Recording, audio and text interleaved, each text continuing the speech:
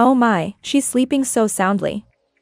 My mother-in-law murmured to my daughter who was dozing off in the back seat, as she parked the car in the outlet mall parking lot.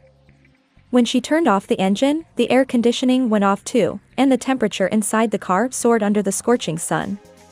My daughter's face turned red, and sweat started to bead on her forehead. Observing this, she gave a creepy grin, stepped out of the car alone, locked it, and went shopping. My name is Olivia, a 31-year-old office worker. I live with my husband Matthew, our daughter Emma, and my in-laws. My in-laws are my quiet father-in-law, James, and my cantankerous mother-in-law Linda. When we got married, my husband mentioned that he wanted us to live with his parents. His father has mobility issues and requires regular medical visits. Since my mother-in-law is not comfortable driving, my husband has been supporting them by living at their house. I deeply respect my kind-hearted husband. Having grown up with my paternal grandparents, I had no qualms about living in a 3-generation household. However, 5 years ago, when we started living with my in-laws, I realized my assumptions were naive. My mother-in-law is incredibly short-tempered and extremely stingy. She secretly harassed me, earning her the nickname, the Wicked Mother-in-law. She was nothing like my grandmother, with whom I had a harmonious relationship. While I don't know how she treated her daughter-in-law behind closed doors, my grandmother and my mother seemed to get along well. Consequently, I couldn't fathom the real-life battles between mother-in-law and daughter-in-law seen on TV. I used to think, almost as if it were someone else's problem, that there are people going through difficult times. But living with my in-laws shattered my preconceptions. The harassment from my mother-in-law began on day 1. She declared, "Since you've stepped into our home, you'll follow all our customs." As a result, I was burdened with all household chores, including preparing meals for my in-laws, cleaning the entire house, providing transportation for hospital visits and outings, and having good relationships with neighbors. Any deviation from my mother-in-law's wishes resulted in later complaints. Desperate to please her, I closely observed her methods and mimicked them. Whenever I tried to enjoy my free time, she would hover behind me, monitoring my every move. My husband, unaware of her true nature, often praised our harmonious relationship. "It's wonderful how well you and Olivia get along," he'd say. We'd both respond with forced smiles. My frequent interactions with neighbors, as per my mother-in-law's orders, led to an increase in acquaintances. Sympathetic neighbors would say, "Isn't your mother-in-law strict and difficult?" Apparently, her wickedness was well known in the neighborhood. Rumor had it that my husband's previous girlfriends had also faced her harassment. Despite being handsome and kind, my husband's undesirable mother made him less appealing to other women. As someone who hadn't known these circumstances, I felt uneasy when I first heard about them. But my father-in-law treated me well, and the real issue was my mother-in-law. If I could endure her harassment, perhaps we could maintain a peaceful life, or so I thought. Her harassment escalated when my pregnancy was confirmed. Initially, she seemed happy when I shared the news, but the moment she learned it was a girl, her expression turned blatantly disapproving. She said, "Having a girl means she'll eventually leave. She's not worth raising. Quickly, have a boy." I retorted, "Every child born is precious. Besides, we're not obligated to pass on the family business, right? So there's no need to fixate on having a boy." In response, my mother-in-law continued, "Our family has been landowners for generations. Our surname is special. I won't allow our lineage to break because of you." She huffed indignantly. Honestly, I didn't marry for social status. My husband wasn't concerned about having an heir. In fact, knowing we were having a girl, he eagerly anticipated our daughter's arrival, thinking of toys and celebrating her birth. To him, she was the long-awaited girl.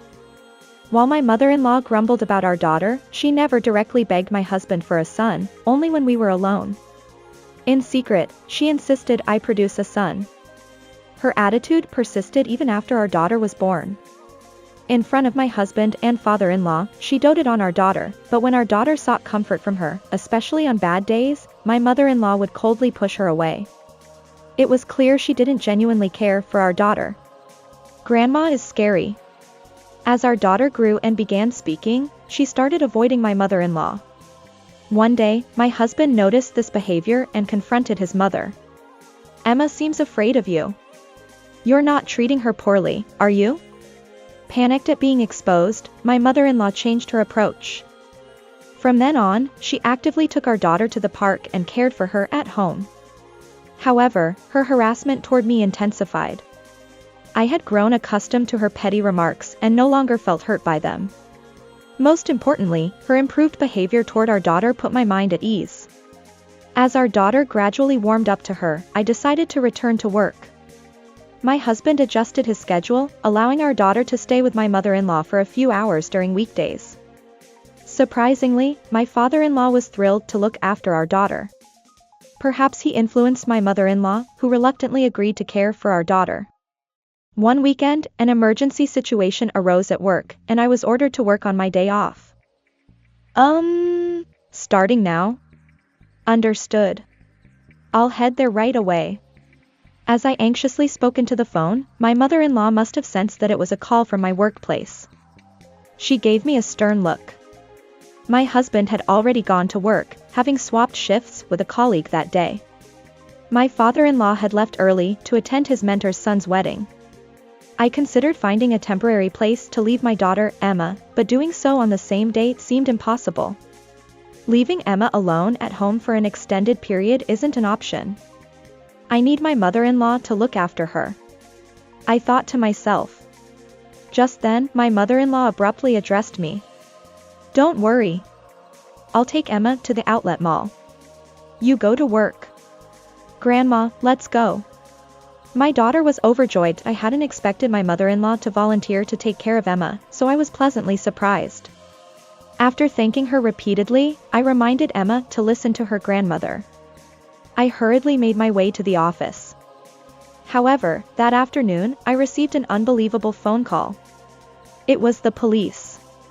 He said in a reassuring tone. "Please stay calm. We've taken care of your daughter."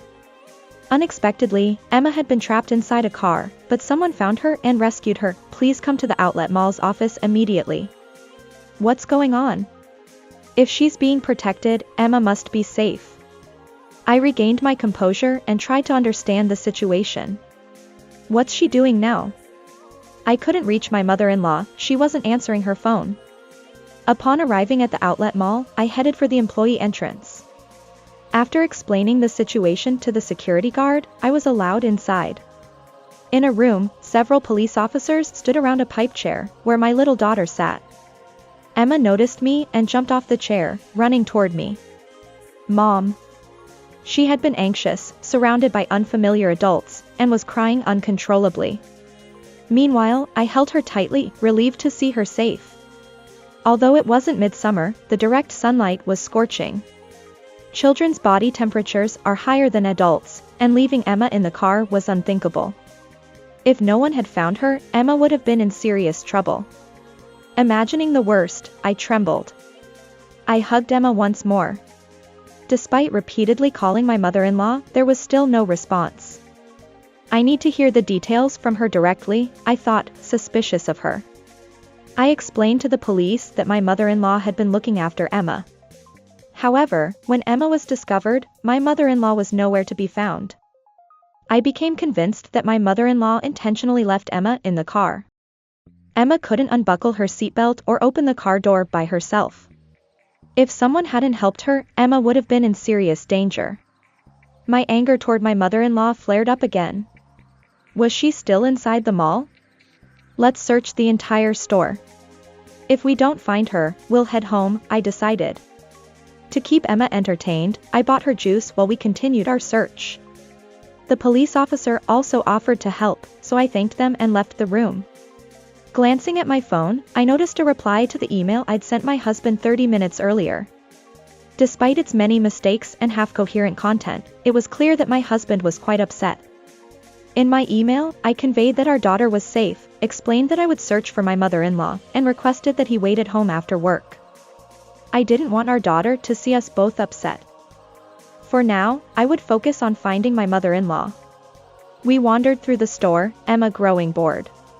Meanwhile, my shopping-loving mother-in-law disliked driving herself and frequently invited me to accompany her, often on the same day.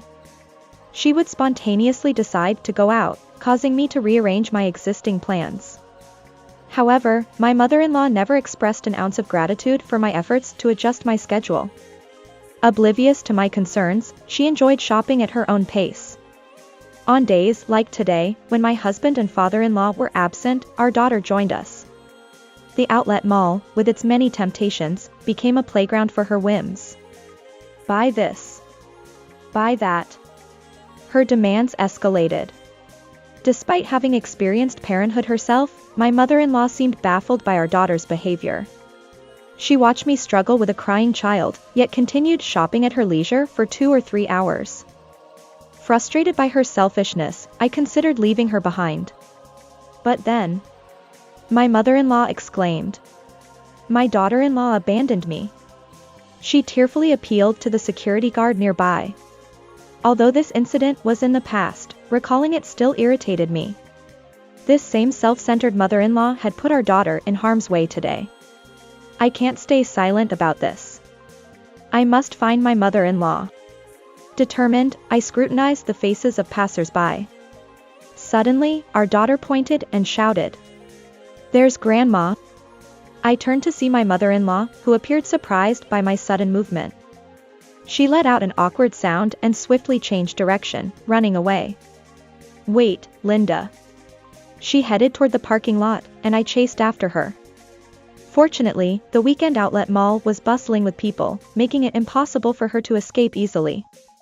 I never lost sight of her. The mother-in-law seemed to be heading toward her car. I followed her. Just as the car came into view, she noticed something was wrong. She exclaimed, "What is this?" with a terrified expression. To our surprise, the rear window had been shattered, and shards of glass were scattered on the ground.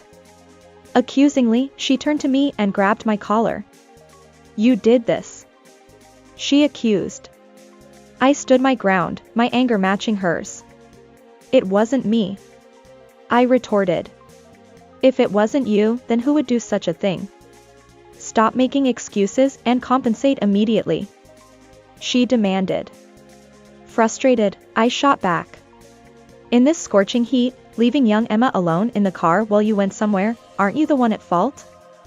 I continued. "Do you not know about the news of children left in cars who tragically lost their lives?" My boldness surprised her. I usually behave modestly. As we argued, bystanders gathered, observing our heated exchange. Realizing she was being watched, she hurriedly got into her car. "Remember this.